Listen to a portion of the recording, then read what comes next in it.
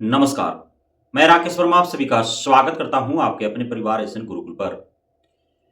बिहार में सरकारी विद्यालयों में कार्यरत वैसे शिक्षिकाएं जो मातृत्व अवकाश ले चुके हैं या फिर लेना चाहते हैं, उन सभी के लिए बहुत बड़ी खबर शिक्षा विभाग के द्वारा निकल करके आ रही है। अब तक मातृत्व अवकाश से जुड़े कई मामलों में यह देखा गया कि चाहे तो बीओ, डीओ, डीपीओ इनके द्वारा स्वीकृति देने में काफी लापरवाही बरती गई। मातृत्व अवकाश स्वीकृत करने के एवज में धन वसूली का भी कई दफा मामला सामने आया। मातृत्व अवकाश पर जाने के उपरांत ड्यूटी ज्वाइन करने के कई महीने बाद तक भी उन्हें मासिक वेतन न दिए जाने का भी मामला सामने आया है। एक तो कि 6 माह का जो मातृत्व अवकाश दिया जाता है, उसमें जो जितना जो है अवकाश लिया, तो उन सारे महीने का एकमुश्त वेतन देने का योजना पूर्व से रहा है। जैसे ही कोई मातृत्व अवकाश के उपरांत शिक्षिका ड्यूटी ज्वाइन करती है, तो अगले माह में उसे पूर्व के सभी मातृत्व अवकाश वाला जो वेतन है वो जोड़ करके और देने का प्रावधान था। अब उसमें कई सारे कठिनाइयां सामने आ रही थी, तो शिक्षिकाओं का यह मांग था कि आप यदि वेतन प्रत्येक माह नहीं दे पाते हैं तो फिर घर परिवार चलेगा कैसे? नवजात शिशु जो जन्म लिया उसका भरण पोषण होगा कैसे? खर्च वर्च कैसे वहन होगा? तो इसलिए शिक्षा विभाग ने एक बार पुनर्विचार किया और उसने मातृत्व अवकाश के दरमियान ही प्रत्येक माह मातृत्व अवकाश पर गए शिक्षिका के खाते में जिस प्रकार से वेतन ड्यूटी के दरमियान शिक्षा विभाग देते रही है, उसी प्रकार देते रहने का फैसला लिया। काफी सराहनीय शिक्षा विभाग का फैसला, लेकिन ये जो बीओ, डीओ, डीपीओ स्तर पर काफी लापरवाही बरती जाती है। अब भी बहुत ऐसे खास करके शिक्षिकाएं हैं जो जब गर्भावस्था की स्थिति में होती हैं तो उनके पीड़ा जो उत्पन्न होता है वो सहन नहीं कर पाते हैं, या कई प्रकार के स्वास्थ्य संबंधी समस्याएं उनके साथ उत्पन्न होती है गर्भावस्था के दरमियान, तो वे मेडिकल लीव पर चले जाते हैं। मेडिकल रिपोर्ट सारे वो देते हैं डीओ को, बीओ को, प्रधानाध्यापक को, सारे समस्याओं से अवगत कराते हैं। बावजूद इसका छुट्टी के उपरांत जाने के बाद उन्हें ड्यूटी करने के बाद भी कई महीने तक उनका वेतन यूं ही लंबित रहता है, और इसलिए उनका वेतन लंबित किया जाता है अधिकारी, पदाधिकारी, कर्मचारियों के द्वारा, ताकि वे कुछ दे सके, उनका पॉकेट गर्म कर सके, और तब जाकर के वे सैलरी का जो लिस्ट बनता है, जो अनुपस्थिति पंजी तैयार की जाती है, तो उसमें जो है उनका नाम ऐड किया जाता है। तो इस प्रकार से खेल खेले जा रहे हैं। अभी बहुत सारे जिलों से शिकायत आ रहे हैं कि एक एक जिला के दर्जनों ऐसे शिक्षक शिक्षिकाएं हैं जिनका किसी से 3 माह का, किसी का 6 माह का, किसी का 11 माह का वेतन जो है वह यूं ही लंबित पड़ा हुआ है, अटका हुआ है।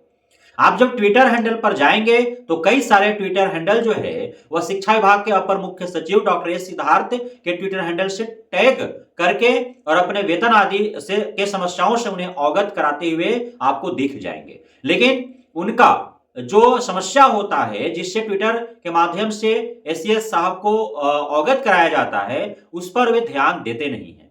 शायद वे ट्विटर देखते हैं, नहीं देखते हैं, और उस पर कोई वो रिप्लाई नहीं देते हैं, नहीं उनका कोई निदान हो पाता है। क्योंकि ट्विटर हैंडल पर मैंने देखा है एक ही व्यक्ति जो है वो बार बार अपनी समस्याओं को पिछले कई माह से अवगत करा रहे हैं, लेकिन उनके समस्याओं का निदान अब तक नहीं हो पाया है। इससे साफ जाहिर होता है कि एसीएस साहब को जो टैग करके और समस्याओं को अवगत कराया जाता है, एसीएस साहब उसे देखते तक नहीं है, ताकते तक नहीं है उस पर, और उस पर न कोई विचार करते हैं, न संज्ञान लेते हैं, न ध्यान देते हैं, और न ही उसमें पहल करने का प्रयास करते हैं। यदि ऐसा होता तो फिर एक ही व्यक्ति कई महीनों से अपने समस्याओं को लेकर के उनको बारंबार टैग नहीं कर रहा होता, उसकी समस्या का अब तक निदान हो गया होता। लेकिन अभी एक पत्र जारी किया गया है शिक्षा विभाग के द्वारा, बिहार के सभी 38 जिला के जिला शिक्षा पदाधिकारी, जिला कार्यक्रम पदाधिकारी के नाम और सभी डीओ डीपीओ जो हैं उन्हें निर्देशित किया गया है कि उनके जिला में जितने भी मातृत्व अवकाश से जुड़ा हुआ मामला लंबित है उससे शिक्षा विभाग को अवगत कराएं कि कितने ऐसे शिक्षिकाएं हैं जिन्होंने मातृत्व अवकाश लिया और उनका जो है अब तक मातृत्व अवकाश का जो वेतन है वह लंबित पड़ा हुआ है, उनको मिला नहीं है। कितने ऐसे शिक्षिकाएं हैं जिनको मातृत्व अवकाश स्वीकृत नहीं किया गया और किन कारणों से उनको स्वीकृति नहीं दी गई।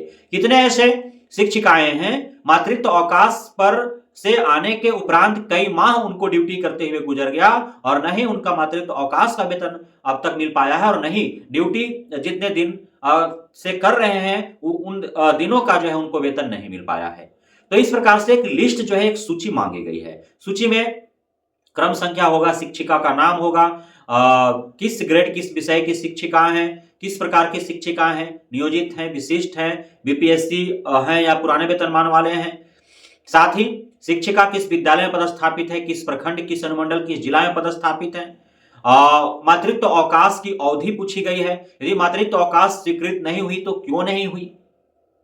तो वेतन जो है उनको मातृत्व अवकाश वाला मिला अथवा नहीं मिला, नहीं मिला तो क्यों नहीं मिला, ड्यूटी ज्वाइन किए हुए उनको कितने दिन हो गए हैं। तो इस प्रकार से तमाम सूचनाएं जो है वो मांगी गई है शिक्षा विभाग के द्वारा।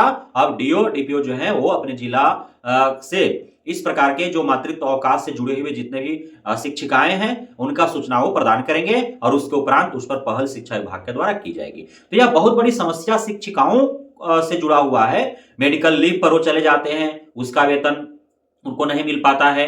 उसके बाद कई माह उनको गुजर जाता है ड्यूटी करते हुए, उसका वेतन जो है नहीं मिल पाता है। मातृत्व अवकाश वाला वेतन उनको नहीं मिल पाता है। मातृत्व अवकाश से जो है जा करके जब वे ड्यूटी ज्वाइन कर लेते हैं तो कई कई माह तक उनको वेतन नहीं मिल पाता है, ना मातृत्व अवकाश वाला और न ही ड्यूटी वाला।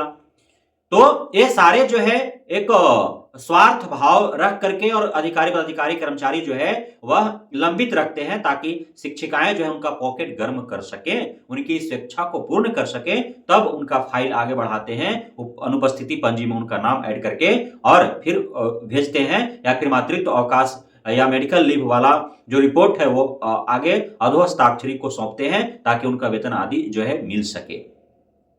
अब जो है शिक्षा विभाग के द्वारा सख्त निर्देश है कि मातृत्व अवकाश पर जो भी शिक्षिकाएं जाएंगे, मातृत्व अवकाश के दरमियान उनको प्रत्येक माह जो है नियमित तौर पर जो है वेतन उनको दिए जाएंगे ताकि उनका जीवन यापन करने में किसी प्रकार कोई कठिनाई ना हो, अपने घर परिवार चलाने में कोई कठिनाई ना हो, उनका किसी भी प्रकार से जो प्रसूति होता है तो उसके खर्च में उनको कहीं से कोई समस्या ना आए, प्रसूति के उपरांत नवजात शिशु के भरण पोषण में उनको किसी प्रकार की समस्या ना आए। तो इन कठिनाइयों को भांपते हुए, देखते हुए और शिक्षा विभाग ने यह सराहनीय कदम उठाते हुए और एक पहल किया है कि प्रत्येक माह जो है उनको मातृत्व अवकाश में होने के बावजूद भी वेतन मिलेंगे। तो यह अच्छी पहल है और शिक्षिकाओं के हित में है। तो आप सभी शिक्षिकाएं से हम उम्मीद करते हैं कि आप यदि पीड़ा में हैं मातृत्व अवकाश को लेकर के तो अवश्य ही जो है आप एसीएस साहब को धन्यवाद ज्ञापन करें कि उनके द्वारा जो है एक कदम उठाया गया है और आप अपने पीड़ा को उन तक किसी भी माध्यम से पहुंचाएं ताकि आपके प्रति उनका ध्यानाकर्षण हो और आपका जो समस्या है उसका निदान हो सके। बहुत बहुत धन्यवाद आप सभी साथियों का हमारे साथ जुड़े रहने के लिए, बने रहने के लिए, इतना प्यार देने के लिए, हम पे भरोसा बनाए रखने के लिए।